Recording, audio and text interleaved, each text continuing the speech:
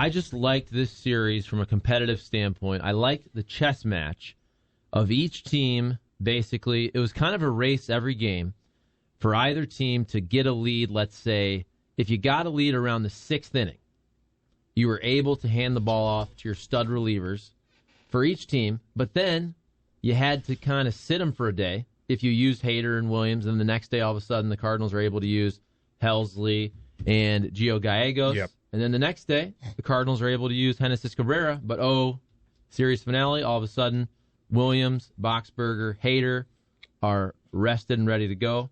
But I do think, big picture, and we mentioned this yesterday, but the fact that Johan Oviedo and Zach Thompson both had multiple inning performances to bridge you to your stud relievers, if they can continue to do that, that is a great thing for the Cardinals, because you watch a guy like Drew Verhagen, Nick Whitgren sometimes, and they desperately need that 4th, 5th, maybe even 6th reliever now that Palante is in the starting rotation, just to help out the big three. Use that word. We need bridge guys, right? The Cardinals need bridge guys. So they think they found him with Zach Thompson, whose curveball has been electric. That was a pitch he had trouble controlling, worked on it. His curveball was like buckling knees. And Oviedo, who everyone raves about his stuff, he certainly has the look of a major leaguer.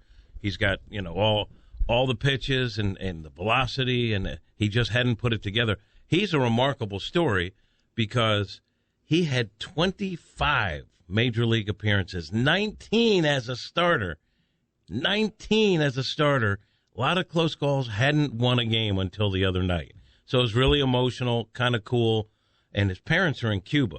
He's a guy who got here from Cuba, and they couldn't get the game to watch, but they were getting sent videos and stuff, so they were able to keep up with it. So Oviedo told me when he got back to the hotel and he had a little quiet, he called his parents, and his mom answered the phone, and she immediately started bawling. Oh. And he said she wanted to say congratulations, but she was too emotional to even get the words out. And he said, so then I started crying. Oh. Pretty cool thing. I love that. Oviedo's a nice guy with good stuff. He hadn't put it together. I think he was frustrating a lot of fans because he looks the part. Yeah. He just wasn't getting it done. But after 25 big league appearances, and the bulk of it starting, finally gets a W. You ever talk to him about his upbringing in Cuba? I always hesitate with that because I've talked to other Cuban guys, and they're like, I don't like to talk about my family back there because they could be under the microscope, but I will. Going forward. It's interesting. I'm gonna, Dang. Like, again, 855-282-8255. Get him in. Newbar had a game. Good to see him. He's a good guy, eh? You like him? Everybody likes him. His teammates like him. Like, everybody loves News. He's cool. Like, cool name. He wasn't hitting much, but it's difficult, I think.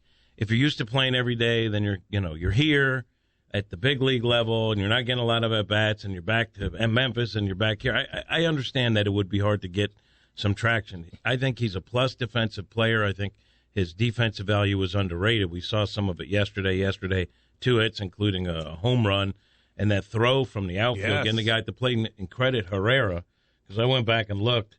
McCutchen is a veteran, been around, I think, 47 years. Charlie, I'm sure will check. Slide. But he was deked by Herrera. Herrera kind of stood. No, I agree. And apparently everyone was saying slide, and McCutchen thought I didn't have to slide, maybe looking at Herrera, because Herrera was like, no throw coming. Then there was a throw coming, right on the money by Newpart. Interesting. Yeah, you know what? But didn't you say, do you think Paul DeYoung was like, I'm probably going to get the call up? So O'Neill goes on the IL with a hamstring. And we knew a move was coming, and I knew Mo had just been in Memphis or was in Memphis. And DeYoung had some traction. He cooled off for a couple of games, but he had a stretch where he had 9 homers in 12 games. And I'll be honest about it, like, they were pretty much all his hits were homers. Like, the metrics weren't great, but obviously his power swing was back. And someone told me, I don't pay that close attention. He wasn't having great games defensively, but I think he's a plus defender at shortstop. So I figured, all right, that's your call-up, and Donovan will be an outfielder. But it was Nootbaar, which I think was the easiest for the Cardinals, plus everybody likes Nootbaar. And the plan was, all right, well, we'll put Yepes in the outfield. That's not his spot. He's more of an infielder. And then we'll have Nootbaar come in games as a defensive replacement. So that's the move they went with. I'm not going to lie to you, man. Like, I kind of know how Paul DeYoung feels. Like, I've been in that situation, sent down. You're waiting for that call. You're waiting. You all of a sudden, you play well, and you're like, okay, here it is, and it doesn't come. And then you kind of start struggling again. Like, that affects you, man. And I know he's made money and stuff like that, but, God, I don't know. That's tough. He's in a tough spot. I'm rooting for him, though. Like, I get it. Like, these guys, especially guys who have gotten a big contract, a decent contract like Paul DeYoung, like, it's hard to say. I feel sorry for that guy. He's set for life. But these guys are competitors. Yeah. Like, these guys want to do, like, if they lose or they have a bad game, it's like anyone else who has a bad day at work, and like Nate? Like Nate, who's having a bad, hopefully. I'm sorry, I can't concentrate right now. Really? No. Why? Because he's not there. I'm an expert when it comes to analyzing Democratic media coverage. Well, there you go. He'll have that coming up around 8:30. I mean, this is a distraction. That's all. Look, it's a distraction. Can I tell you something? I don't even know what my live reads are. This happens. When I used to do TV, every once in a while, about once every 6 months, I would press that snooze button. Next thing you know, you wake up and it's 7. Doesn't happen. It's 7:19. Doesn't happen to me. Well, doesn't happen to Jimmy. Sometimes it's happened. Doesn't happen. Sometimes you work at a radio show where one of the hosts said they texted you the night before, and that way I would have set my alarm. We were nervous on that particular day because the bus wasn't until 3:00 and I couldn't sleep, and so I fell asleep at like 6 in the morning. After like spotty sleep, and then you wake up later than you normally do, and you see that you miss 15 calls. Well, sometimes when on the previous hit, you're asked, "Hey, are you sleeping?" And you, "Oh no, I never sleep in." So it's my fault. Well, we took that as we can. It seemed like you. It seemed like you took it that way. Well, Cam opened up the conversation with, "Hey, are you sleeping in?" And you said, "No, I never sleep in." So I figured I could. I wanted him to sleep a.m. in. I wanted him to sleep in at that point because he never does, and he needs to do it. He needs to do it. I don't want Nate sleeping in though. He doesn't need to do it. He ain't traveling around doing things. No. I don't want him sleeping in. Listen, man. Where is he? He was doing a deep dive on the January 6th hearings. He's got a notepad. And he's making sure he's got all the information. So he's gonna get it. He's gonna get it. If we had a producer, I would have asked him to clip off part of Goldschmidt and I didn't. Nate, play that clip of Gold. Never mind. So anyway, I listened to that, by the way, and you just got to ask him. You tiptoed around the whole stoic. No, I question. talked to him before that. Okay, but we needed him to respond. You needed directly. Well, I'm telling you. No, what you he did said. for your place in this argument. Well, because I don't think stoic was the best way. I was actually interviewing him for this the is for the pregame show. show. This I is know. for the show. So I did ask him, and he said, "No, I don't think so." He said, and then he explained his approach with the media, and then I don't know if you heard it in the game. So I did a hit on that, interrupted by Adames going deep, which I hate when that happens. Did you call it? No. So here's what I did. I just and there's said, a drive. No. Here's what I did. I said, Paul Goldschmidt, some call him stoic, whatever I was saying. Did you say that? No, I didn't. I just said, I said there's a perception that he's a lead by example guy, doesn't say much, and a lot of it has to do with the way he handles himself in the media scrums, and Goldschmidt told me, I appreciate what the fans are doing. I appreciate their, and I understand that they want to know about certain things. And Danny, I think they want to know about this. And then I let Danny pick up the home run call. And then I went back and said before we were rudely interrupted by a. I want to hear that clip. Well, so do you think Danny Mac? I probably wasn't as smooth as I just laid it out. But I hear you. Do you think Danny Mac was mad because if he has that perfect call, then they put it all over MLB Network. They put it on this show. What is it called? Quick Pitch. But if half of the call is you talking about a stoic player, and then Danny Mac has to pick it up as the ball travels over the wall, it's not that nice, clean highlight for Quick Pitch on MLB Network. It's a fair point. I don't think because Danny honestly had a lot of great calls. Well, of course. So I don't think he was mad about the Adames call. I don't think he would have put that on his reel. But I think he blames you, though. But the funniest thing is that finish up your hit. So right, concise. I mean, it's funny because so here's the thing: when you're doing like hits that have to go in there, like you're very conscious of where the batter is, how many seconds you might have. I try to do it quick. I get it. No one wants to hear from me when the game is already underway. So I try not to bleed in for a lot of pitches because that enhances the opportunity that you'll be making your stupid report in the middle of action. And I could see, I said to the producer as he's counting me in, I go, "Oh, it's going to be tight." I said, "It's going to be tight." And sure enough, that happened. And it's like your worst nightmare for what you're doing. But it also seems like you can go a month, 2 months without it happening. And then once it happens, now it's going to happen 4 or 5 times over the next 2 weeks. But the funny thing is, I'm talking about Goldschmidt and how he just doesn't like talking about himself and his exploits. And Danny agreed and gave a good example. And then Jimmy said, "Yeah, but he's also the guy that, and this is to your point, you go up to him and you say hi in the coffee shop and he barely says anything." Edmund said Jimmy's that. had a rough week. Jimmy Ballgame? What do you mean by that? Jimmy Ballgame's had a rough week. I love Jimmy Ballgame. I love Jimmy We all Ballgame. love I love Jimmy Ballgame. He's had a rough week. Let me tell you, I don't think so because I watch a game to be entertained. There's 162 Major League Baseball games. I watch the game to be entertained. Now, sometimes the Cardinals entertain me. Sometimes it's the opponent, but sometimes it's the broadcast. Sometimes it's Jimmy. He didn't know what whip was. Who are you talking about? Jimmy. Not this Jimmy, the other one. Jimmy Ballgame? You didn't hear that? I don't believe that. I did not Nate, hear that part. Nate, find that clip. He's not there. He just, certain stats he doesn't hold in high regard. He's allowed. He's a player. You know, all good. Here's why. He obviously understands the game, and he sees things, and honestly, he sees stuff no one else does. Players, he'll pick up on tells that players don't. Yeah. So I'm giving him all the credit. So there's certain things that he doesn't hold in high regard, and one to whip is one of them. Well, here's why. Jimmy Ballgame, he needs to join up in our fantasy baseball league because in any fantasy baseball league, whip is always one of the pitching categories. Emphasize that. So you got to make sure. That's why a guy like, for example, Dakota Hudson, for the most part, a good pitcher in terms of in Major League Baseball, but his whip numbers, he walks a lot of guys. He's never going to have a good whip, and some of those expected numbers are worse because he doesn't strike a ton of guys out. Whip it good. How strong you want to come at a guy? I miss that voice.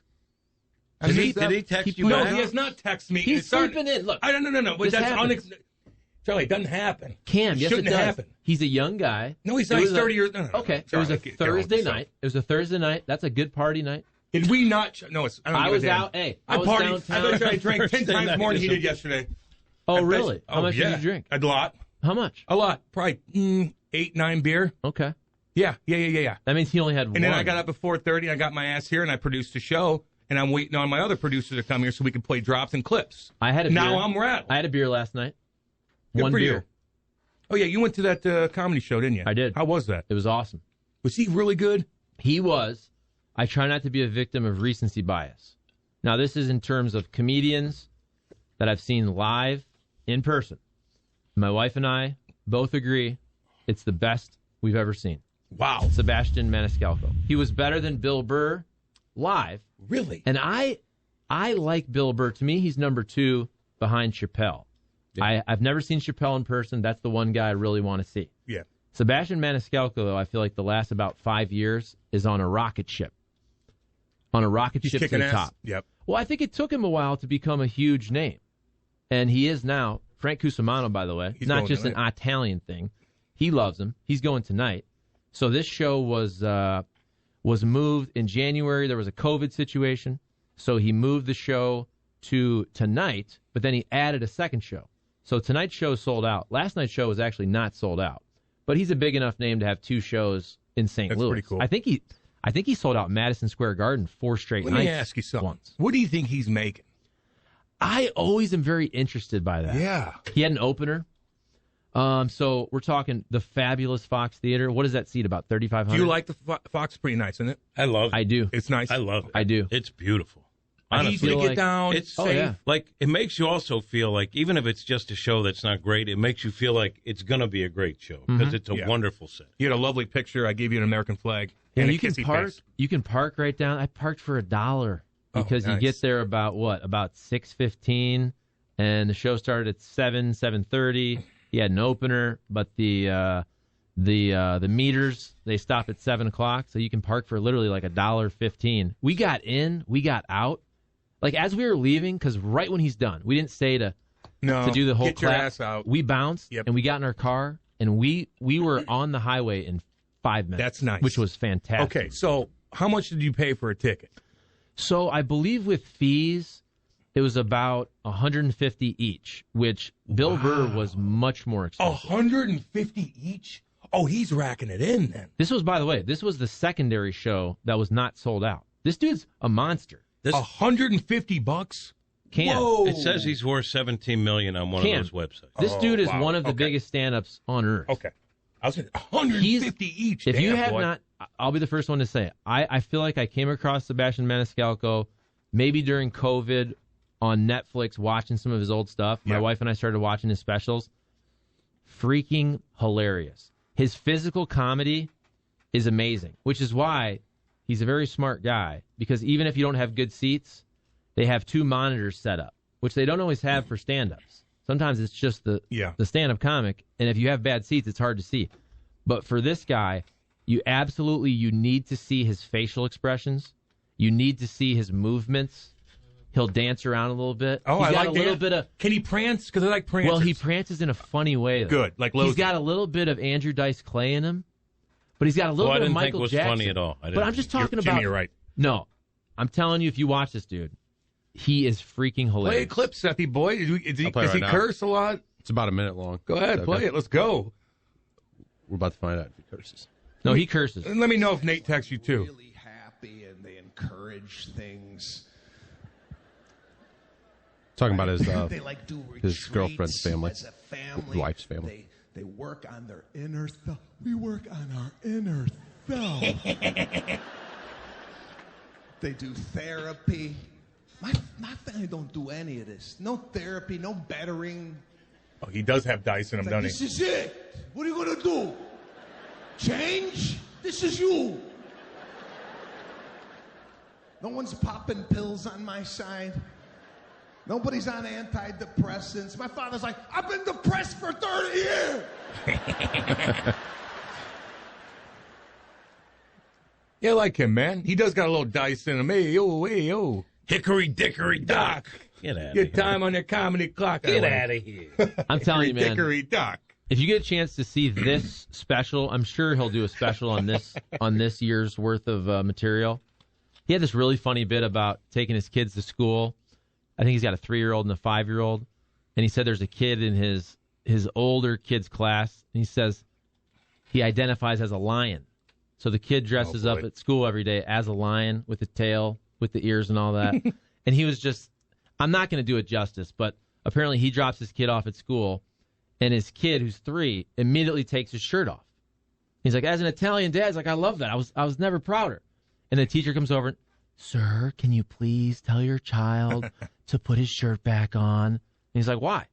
He's like, well, we don't want all the other kids to also take their clothes off. He's like, you got a lion down the hallway. It's just, you got to see it. He's really, really funny. It was fantastic. It sounds like he is, and I'm going to take you up on that. I would say if you see the special, because he's from Chicago, there's a special he does in Chicago. I believe it's around 2017, and it might be called Aren't You Embarrassed? I can't remember the name of it, but if you just Google his special in Chicago about 4 or 5 years ago, it is awesome.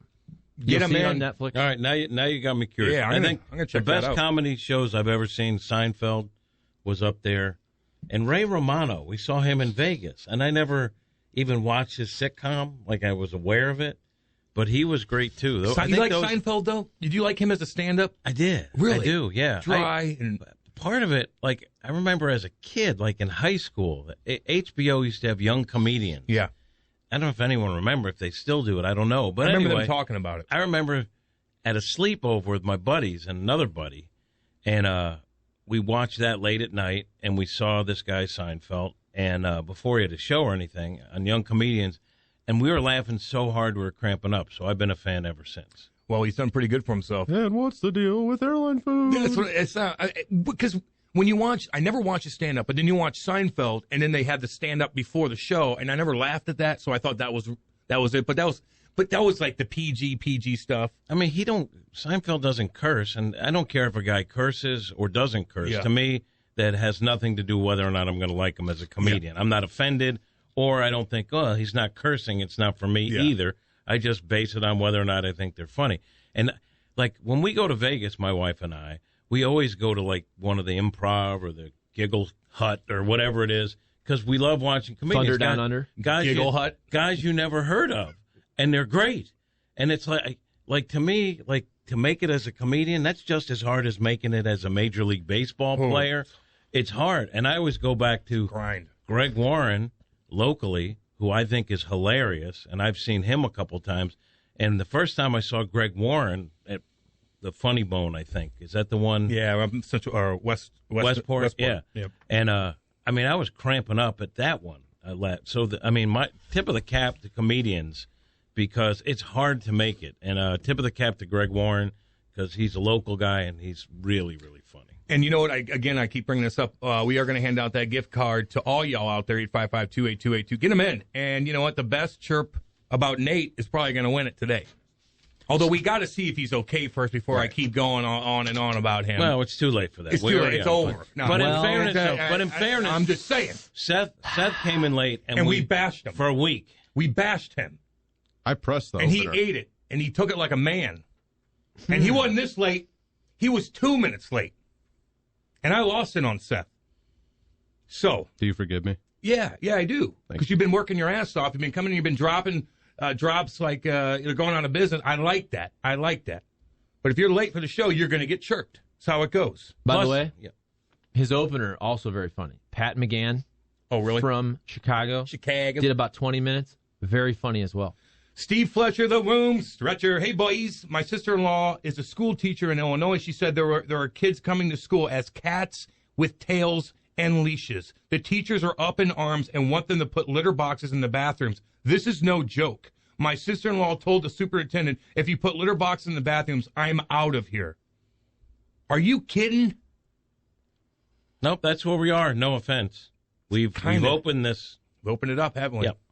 I heard a bunch of stuff going on in those schools now. Man. I'm like for what? Like they're tearing down the bathrooms and making it all gender neutral. Yeah, so like a boy could go pee in front of a girl, and that's crazy talk at the age of 12. Like, I don't even want to go to the bathroom in front of you guys. That's going on in my kids' school. I will say, first off, it's not about the kids. Like, I want every kid to be comfortable. Yes. Honestly, every kid. And yes, there are kids who are transitioning or kids who have different feelings about certain things. They should be respected, and they should have a place where they feel comfortable.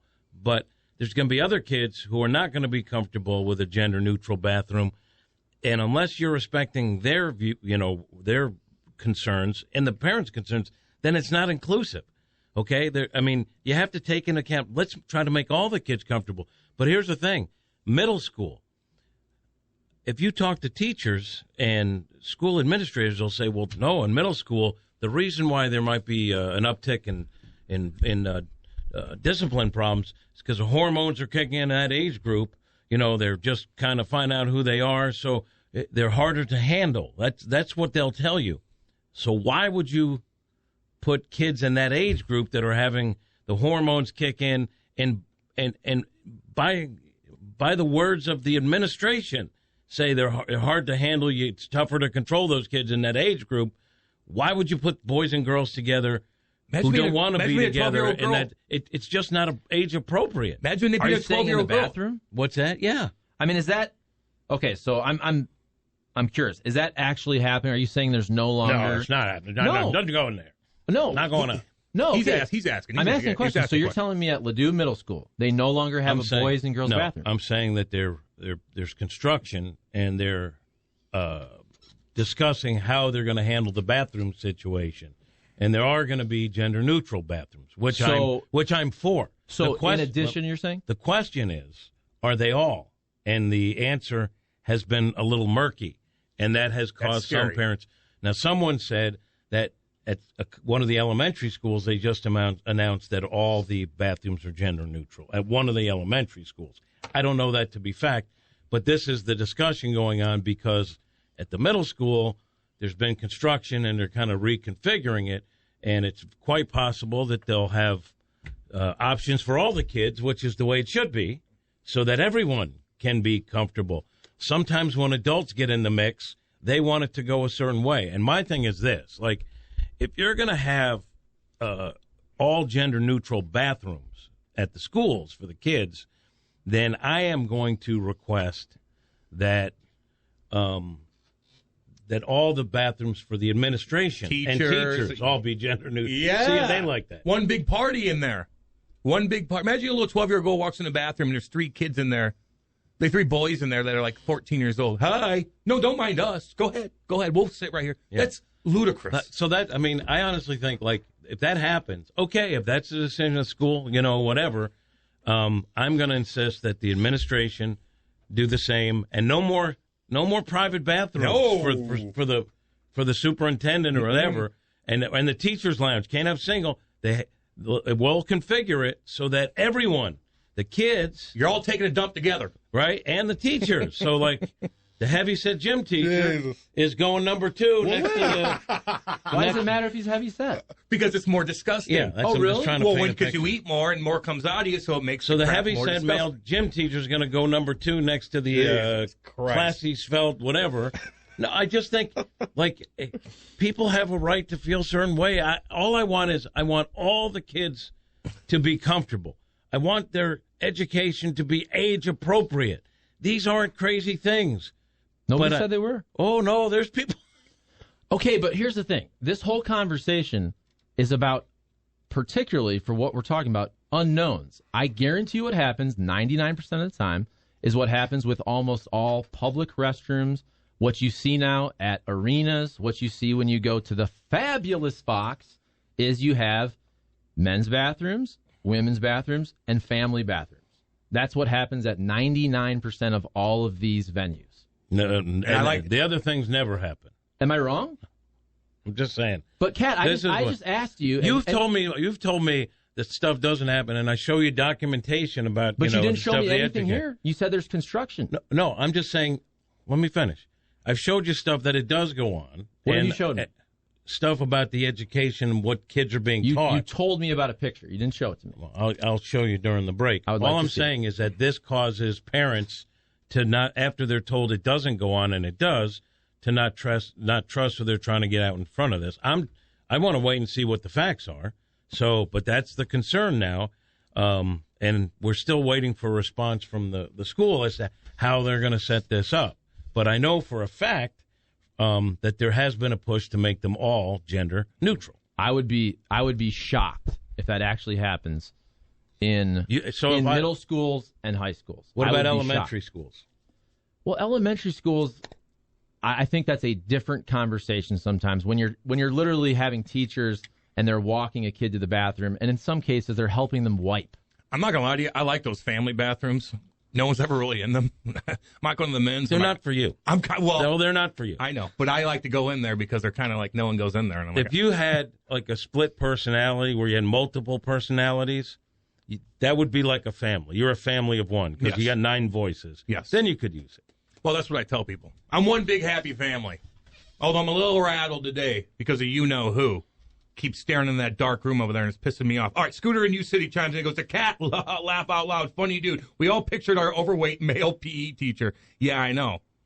Taking a huge dump. Oh, God. I guarantee, like, if that happens at a school and the parents are unhappy, and then they push that should be the same, suddenly it'll go away. I know. Because no teacher wants that. Do that. I don't understand, though, why it would be. If it's okay for the kids, it's not okay for the teachers and you guys are all having a party in there. You're all going to go to the bathroom together. Well, wait, so you want the teachers to go to bathroom with the kids? No, with themselves. Okay. Yeah. Well, there's also some issues with teachers and kids. A lot of times you read an article in Florida. No. It's always in Florida. Where a teacher will all of a sudden she'll late night tutor a 15-year-old boy, and football next thing you know, if they don't give parents a choice that their kids can choose a bathroom, that's accessible for whatever their child's needs are, then yes, and that goes for school administration too. I want the chief accountant to have to go number 2 right next door to somebody else, and then see, Because if it's good for the kids, then it should good be good for for the you. administrators Yes. and the teachers. Good for you. I have a feeling that would suddenly change the worldview on that, though. And again, let's wait till this construction. Let's revisit this conversation. We will. I promise you, I would be shocked Well- if at the middle school and high school Would level. you be pissed if it did happen? Absolutely. Okay. And even elementary school. And I'm talking about my kids are 1 and 4, and I just know when a 4-year-old goes to the bathroom, they still need help wiping. Let's be real. So it's a We different all do conversation. sometimes. That's true. But I'm saying, like, sometimes the teacher has to go in there I get and make you. sure everything's good. I know. It's just it's weird. Hey, we didn't even start this conversation. The text line brought this damn thing up. And by the way, I want to, because I don't want to get accused of, well, you said this. I never said it was final. I said the plan is underway. They're not sure how they're going to lay it out, but this is one of the views. But you're skeptical. No, I'm not skeptical. I'm a little suspicious of everything until I see it, based on the fact that we were told this doesn't go on with some of the stuff they're teaching, and it does. And it was, that isn't district approved. That was just a teacher doing it, and they were spoken to about it. I just want with the wrong guy. I don't care. I don't care what. It's not even debating whether the merits of it. I just want stuff to be age appropriate. That's all. Go. And I think, as you would say about polling, I think 99% of parents would agree with that. That's all. It's pretty simple. Sanderson, why don't they turn the bathrooms into individual bathrooms and give everyone an individual privacy they deserve? A school doesn't need to be the military. That's expensive, though, probably. But also, dude, you have my school had 2,000 kids. Yeah. 2,000 kids. And between each class, you know how it was. You had an army of urinals. Yeah. There was 15 of them. Again, we had 2,000 kids. You had 5 stalls. In between classes, there's 30 people trying to go to the bathroom. Yeah. I know. You need to keep people moving. Yeah, I get you. Can I say this? And this is going to be very weird, so feel free to attack me. Well, I like Oh, that. good. But at Fenway, it's an old ballpark. You know, doesn't have a lot of the amenities, at least like from a media standpoint. I Like you got to know. cut through the clubhouse to get onto the I field, stuff know. like that. I love it. I love the old ballparks. And so here's the weird part. So there's sometimes no access to things for the media. So I had to go to just one of the bathrooms in the concourse. And I walked in, and I was hoping it was a trough. Yeah. Not a trough. I like that at Wrigley. They like they the trough? changed I that. do. They changed it at Fenway, so they're all like urinals. And to me, if you're an older guy and sometimes you have trouble weeing, I'm sure you've been through that. Oh. I mean, if you can't two, you probably can't one. I've had trouble doing a I'm lot of very things. proud of the fact I got a pretty good stream. So to me, as an old guy, I can just walk up to a crowded trough. Put your right hand on the wall. Lean over. And let her Have flow. your beer. Have your beer right there where piss gets in your beer. Yeah, It's I've funny. seen guys do that. Sebastian Maniscalco had a bit on that last night with his dad, who's 77, and listening to him go to the bathroom and just swearing the whole time, "Mother, Thank God. God. I don't say anything, but I'll be honest. Like, as an older guy, it's an affirmation that I'm in good health. I can just go to a trough and let her flow. And when I didn't see the trough, I was a little disappointed. I don't like to pee next to people, though. I knew that would be an issue I for you. know. Well, that's why these What are you bathroom scared things of? drive me. A lot of things. let me tell you something." You get stage fright. I get stage fright. People are like, I don't want him. I don't want to look at it. Just get away from me. Let me tell you something. When I walk The into hell away from me. a ballpark and it has a urinal trough, I just think of being an 8-year-old at Old Tiger Stadium. And there's a nostalgia. There's a nostalgia to a urine trough. And I'm talking Wrigley, Old Tiger Stadium, and damn you, Fenway, for going to individual urinals, because there's something old school about going to a Pissing ball in that game ice. with your dad, of pissing into the ice, Yeah. and the urinal cakes I in a agree. nice trough. Everybody's I got their agree. beer in there, and there's Yeah. piss everywhere. I and agree. oh, Everyone God. is there overlooking that they're all peeing in a trough together because they love the sport of baseball and they love America. Oh. And that's something we can all agree on, Charlie. Personally, I get afraid of offending someone. When you're not sure how somebody identifies, what do you do? I don't understand these pronouns and how they work these days. Maybe I'm the problem. Man, you're all right, homie. Don't just live your life. Just be nice to people. Like, just be nice to people. That's it. Like, I agree simple. with that. Like, everyone should be respected. I've told you this a million times. This flies in the face, I think, of where we are today as a society. But my father used to say, if you look at that guy and you think you know something about him, you're going to be wrong 99% of the time. That goes for the way he's dressed. That goes for color, whatever you Purple think, hair? whatever you see about him. You don't know that because people are individuals. And so treat them with respect. Let people live the way they want to live. This is my point on the culture war argument, which I feel like you sometimes don't hear when I say it. I'm not saying it doesn't exist. I'm saying it's amplified 5,000% by the media of what an actual problem it is. And I'm not saying it's not an issue.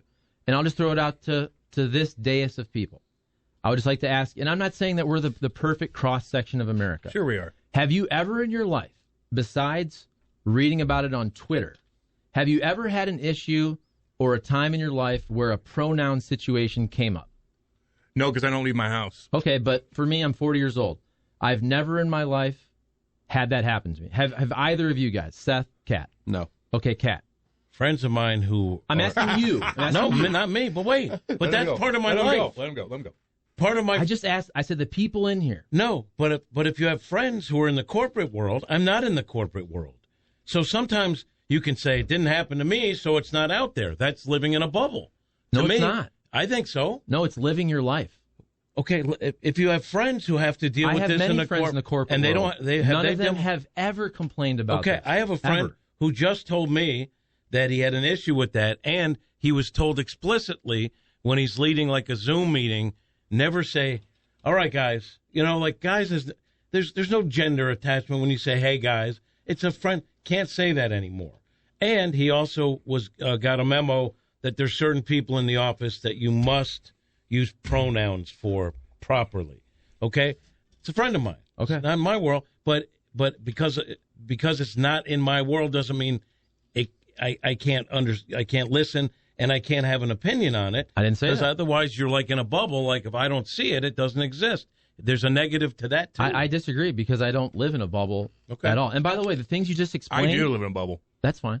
The things you just explained, that's not a big deal.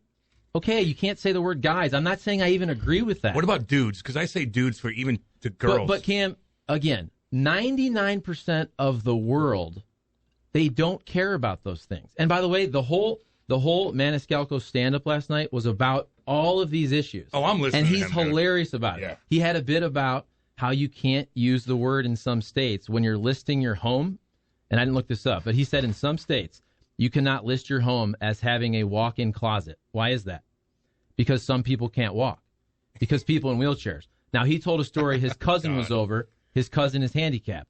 And he asked his cousin about that. And the cousin goes, that's the dumbest thing I've ever heard in my life. Now, again, I don't speak for everybody who's in a wheelchair, but I think everybody can agree that we're taking a lot of this really far. It makes for good bits in comedy. It makes for interesting sports talk in a way. My whole point is I just think the issue is amplified 5 million% by the media. So okay, that's which is fair. why I don't watch. Okay, okay, but understand this. I think you amplified this. He just said he doesn't understand it. Cam, I mean, that's how it started. Cam didn't say the world's burning because of this. But we talk about it all the time. He said, "I as don't if it's this understand huge it." issue. He just said, "I don't understand We it." talk about this all the time. We talk on this about show. Paul DeYoung. I know what whip is, though. Well, we're a sports show. He just said he didn't understand it. Cool Whip? Cool Whip. What's whip? All right, let me get to the text line. It's blowing up. Everybody's like, is Nate going to chime in? Oh, he's not there. Yeah, I know he's not here. He's going to get it, too. Steve Fletcher chimes in. My wife and I watch Survivor. Jeff Probst used to say, come on, guys, at every immunity challenge. He asked a group of contestants what they thought about that, and now he says, come on in, and has dropped guys off the end of that. He said, come on in for guys for 20 years, and now has to change it. Okay. Jackie Parlay chimed in. Charlie, I hate to say it, but there's such a thing as a slippery slope. Those two typically don't think so, haven't thought it out. Those who typically don't think so haven't thought it out. Okay, so I have thought it out. Again, I actually look at the facts of these things, which is why I'll go back to the poll we've talked about a million times, where literally the country thinks 20% of the country is trans because we talk about it non-stop Here, let me look when at- it's below 1% of the population. That is my whole No, point. it's not now. 1 in 5 Gen Z identify as LGBT. This is on the front page of USA Today. That's LGBT you just said. That encompasses all of gay It's people. 20.8% now. No, I'm talking about trans people. Okay, I get The you. poll that we cited, we all talked about on the show. This is a cross-section of America. Thought that 20% of Americans were trans. It's less than 1%. Yeah. The reason for that is we talk about it like it's 20% of the population. Yeah. We talk about They it on the talk about show it. more Because- than Paul yeah. DeYoung. Well, we talked about Paul DeYoung. Well, he's in the minors. What do we care? Well, trust me, when you get sent down to minors, no one gives a damn anymore. Because people don't get, this is my whole thing about politics. This is why I don't even care anymore. Like right and left, they're all putting us in a culture war. To always be mad at each other, True. to divide and conquer about these culture war issues. And if you don't realize this is happening, this is what's going on. This is why I don't watch cable news. And in my real life, I rarely ever have any of these things come up. And I'm not living in a bubble. I have 2 kids in school. I'm out and about. I don't get all my stuff from Amazon. I go to the store. I go to multiple stores every day. I went to walk Deerbirds around. yesterday. Stop bragging. I'm He just goes- saying. I go to Stop spinning. multiple stores. Okay, you No, but got some money. people- I'm No, richer no, than you. No, what I'm saying is some people do live in a bubble and they get everything from Amazon and they don't leave their house. Yeah. I go to school with my kids, drop them off, pick How them old up. are they now? I go to Walgreens, I go to Home Depot, I'm around, I'm talking to Walgreens. people, Oh. and none of these issues ever actually affect me. How Ever. old are your kids now? 4 and 1. Okay. As they progress, maybe you'll encounter some things. I bet you I will. Every parent, I think, does. I'm just saying, look, my kid has had a great education to this point. There's been some issues over the last couple. You know, we chime in when we can. We'll see how it goes. We moved to this part of, this area because we wanted to go to this district, and it's been good for the most part. But there's some things that, as a parent, I'm going to question because that's my kid. My number one job in the world is being a dad. And so I will speak on behalf, my wife will speak on behalf of the kid, what we think is best for the kid. I just think, I'm sure there's some different issues these days, but we had issues with teachers growing up. There were teachers my mom didn't like. I remember my 6th grade teacher. My mom hated this teacher. Why? What'd she do to you, Charlie? Here's what she did, actually. My mom had a power move here. On the last day of school in 6th grade, she had like the field day, for the kids. Yep, you get to go outside, you get pizza. Mm-hmm. But if you were a bad kid, and if you had a certain amount of check marks or demerits, on the last day of school, this is the last day of 6th grade, by the way, where you're never going to go to this elementary school again. If you had the check marks and the demerits, you had to stay inside on the last day of school. And of course, Charlie was a little bit of a talker back in the day, so Charlie had some check marks. So on the last day of 6th grade, I was going to be inside with the other kids that were a little bit of class clowns. I told my mom that. She was like, "You're telling me on the last day of of Monac Elementary, you're not going to the pizza party." So she said, "Here's the deal. Tell me which kids are in the inside demerit group. I'm going to bring all of them to our house for a pool party on the last day of school." And my mom called up the teacher and said, "Here's what's happening." All of a sudden, Charlie and the degenerates were allowed to go What were your grades? to the field day. I got great grades. I know. But I was a class That's clown. unacceptable. I was a class clown. I would have been pissed, too. I talked too much. That's awful. And That's then awful. Charlie's not telling the other stories that there were some bad kids. One of them tortured his cat, and they tried to burn down the garage. Oh. That's true. So Tortured your cat? I'm No. kidding. Oh. Jokes. What? I'm Sebastian Maniscalco here. Hey, So when I graduated high school, it was a hot day in June, and my dad started a fire before I went out to graduation parties and everything. I was, all right, I'm going out now, and I see there's a fire going. And I said, why is there a fire going? He said, because I've been waiting for this day. And he went over to this little cabinet, and he opened a drawer. I didn't know it was in there. No one ever went in that little cabinet in the living room. And there was a stack of progress reports and letters home that I had accumulated over my years in high school. And he said, "You made it." And he burnt them. Oh, We had a little that's kinda ceremony. cool. Because How about that? I was a bit of a talker, Yeah. and a No troublemaker way. in high school too. No way. Hey, I can't download the 590 app in the Apple Store. I don't see it. Maybe it isn't available in Canada. We got listeners in Canada. Hey, listen, be careful because these guys in Canada are tweeting at me during the show and my DMs because I go text this in, but I don't want you to rack your bill up if you're in Canada. I know you can listen up there, just so be careful with that if you're texting in. I don't know how that Oh, works. that's nice of you. Yeah. This happened to me on my birthday when I'm up in Canada and my birthday happened. They got troughs in Canada? I don't remember.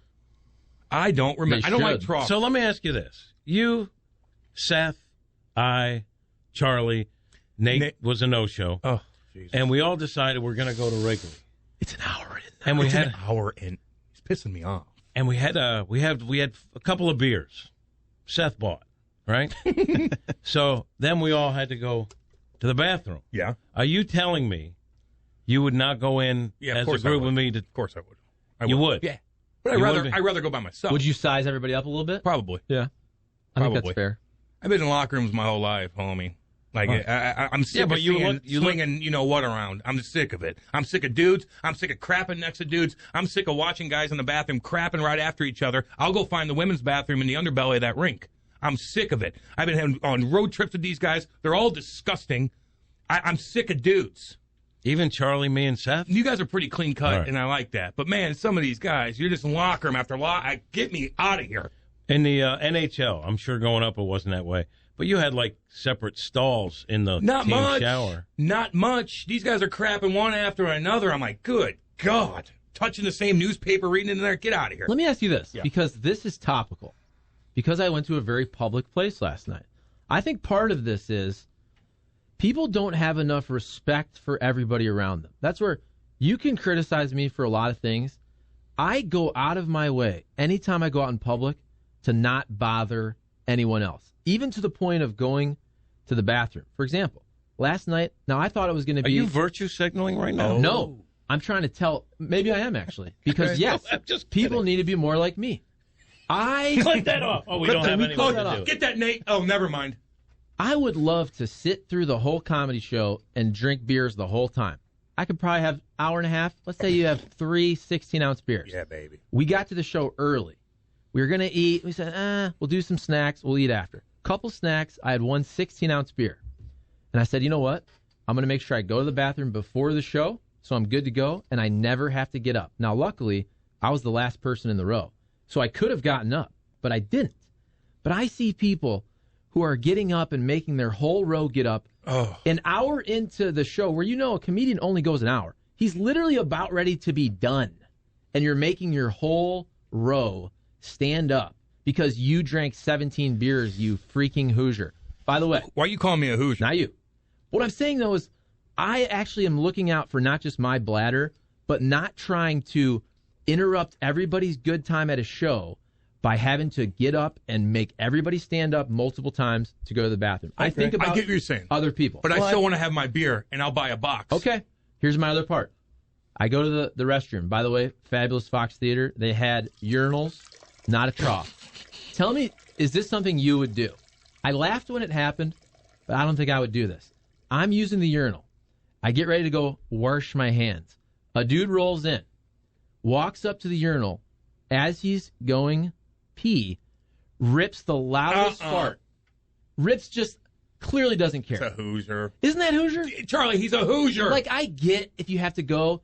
Wouldn't you at least try to release it silently? I do it in front of my wife, and that's it. Okay, but this dude, yeah, I get that. But there's 5 strangers in there, and he walks in. Like, I would do that at my house. Of course. But in a public place, you walk in and just rip it. I wouldn't even do it in here. Is it possible that he's a better person than you because he had to do that, but he didn't want to do it in public, so he waited for the moment No, Jimmy, he was in a do it. restaurant? He's a Hoosier. You can do it silently. Thank you. You He's a can do Hoosier. it in a way where you know it's not just going to be sounding like you're a truck on the highway. He's a hillbilly. I'm telling you. He didn't care. You know what the worst is, though? This is like I hate that, Charlie. I'm proud of my age and still having a nice flow and everything. Yeah. But I do notice once you get to a certain age and you go to the bath, you drop the whole pants. Oh. Why is that? Old guys always like that's unsettling. I don't care if a guy breaks when you're in a bathroom. I do hate it when you walk in And their ass is showing. and there's like an old man butt right there because he dropped. But that's funny. But you laugh at that. Instead of I hate unzipping all his of it. pant, I hate all of it. he But it's funny, though. at his ankles. What are you Grosses doing? me out. Plus, the floor is gross in there. Oh. But you would laugh, though. It's a good story to tell. You ever see the guys put their beer down when they're taking a piss? They put their beer by their foot and they're peeing. Yeah, it's sprinkling They're everywhere. sprinkling everywhere. You weirdo. Oh, God. No. No. I hope Nate didn't get kidnapped and forced to sign a pro-choice petition. You think it's Antifa? Did he get kidnapped by No, Antifa? but there is a good chance that he flew overseas to join the fight in Ukraine, fight Putin. Is that what it was? But he might be on the other side, though. No, I think he's had it with the Putin price hike. Brittany Griner. He's with Brittany Griner That right now. Putin has raised. He's done it all. I think he would be fighting with Putin, personally. That's not funny. On his side. That's not funny. Time to go to break. Nate has you rattled, Cam. Yes, he does. Just like Seth had me rattled. Seth was 30 seconds late, and I gave it to him. It's 8 o'clock. You know what? I don't think, knock on wood, I'm worried about him I now. don't think I'll ever be late on this show. I probably will have a time where I press the button off instead of snooze, although I have multiple alarms. I have an alarm I set up that's loud and annoying in my kitchen that I have to get up. My wife hates it. But my son pretty much every morning at 6 a.m. starts crying. So I think it'll be tough for me to really come in late here. Good. It shouldn't be that tough. That's You my live alarm 5 clock. minutes away. It should be tough for me to get here on time. But I'm also, I have 17 years worth of a schedule of not going to bed till 2 a.m. Yeah, I get you, man. We all had a weird... He doesn't go to bed till 2 a.m. This is, look. You know how I am with the late thing. Feel sorry for me. I don't... No, I don't. I don't feel sorry for anybody who's late. But I don't know what's going on with him, so I don't want to beak him too much. We are going to go to break. The text line is just blowing up. I'll get to you guys. Trust me. Nate finally got sentenced January 6th. So That's not bad. got charged? That's not bad. FBI raided his house. Oh, my SWAT God. team was there. Oh, he's probably waking up to text messages from his buddies like, dude, Cam's on you right now. You better get your ass up. It's Friday. Well, now, see, this is what happened. Can I just say real quick? I know dude. we're trying to break. It's all good. I brought this up the other day, Kat. This happened on the other show. We were at the studio that was over by DeBoliver, Skinker, wherever the hell it was, and Willie at the time, our producer. He showed up about hour and a half, 2 hours late. The first hour, we laughed about it. But then we started to wonder if something actually bad happened. Somebody even went over to his house. I feel like his sister might have went over and knocked on the door. See, we're getting to the time. If Nate doesn't show up in the next 30 minutes, I'll get somebody on that. we're gonna start to wonder. Where does he live in Huntley? I don't know. What part of Huntley does he live in? Is that where he lives? I think he lives in The like rich the guest part. house at a mansion. I think so.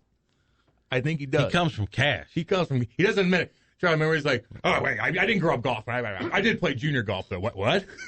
Why are people afraid to admit if they come from money, though? Why do you have to apologize for it? I don't know. Because in this country we demonize the rich. Even if people earned every penny, then you're the cause of the problems for a lot of other people. Sanderson says he's still protesting Pride Night. I don't know about that. Well, I'm going to get to all you guys, man. They're coming in. I'll read one more before we go. Charlie, you're right about the culture war thing for the most part, but you're wrong about the prevalence and the dangers of the gender ideology stuff. I work in mental health. The prevailing worldview in education and medicine is that gender is a spectrum and you can change whenever. The stories about children who are a little confused getting hormone treatments and having permanent effects on them are true, capitalized, and it's happening at a rate much higher than they would if they were not indoctrinating our kids with this new gender theory that has zero basis in science. It's a crisis that has real-world harm on kids right now. That's from the 314. That's a nice text. I agree with that. Cool. And all that I will say is I'll get back to the actual numbers. I'm not disagreeing with any of this. But if you look at the numbers of people who are actually trans, it's less than 1%. I'll bet you it's growing because there's so much attention on it. And I will say this about Look you, at the Charlie. paper. Like one Crazy. thing we always agree on, and I appreciate it, is whenever I say age appropriate, like you're with that. Everybody, again, this is my whole thing. I think if you watch the news all day, you feel like this is all people talk about. Like 95, 99% of the world would all, of course, agree with age appropriateness of all But there of was it. so much backlash against that law. Where was it? North Carolina. The Throw don't your say hands up. the don't say gay, which it wasn't about gay or straight. It was just about age appropriate. No, I think it was Florida. I was talking about it was the bathroom law years ago. The don't say gay, which, I mean, that was national news. That's not like talking points on Twitter. That was national news. And I did read the bill. And it's funny because when we were in Florida for one of the games, some guy brought it up to me, one of the texts. He wasn't even being political. Like, can you believe they named a bill Don't Say Gay? And they think that he didn't know that wasn't the name of the bill. Like, it became a huge story. And really, the basis of it was age appropriateness. And we all agree on that. And that's my point. The whole don't say gay thing, why do you think he thought that?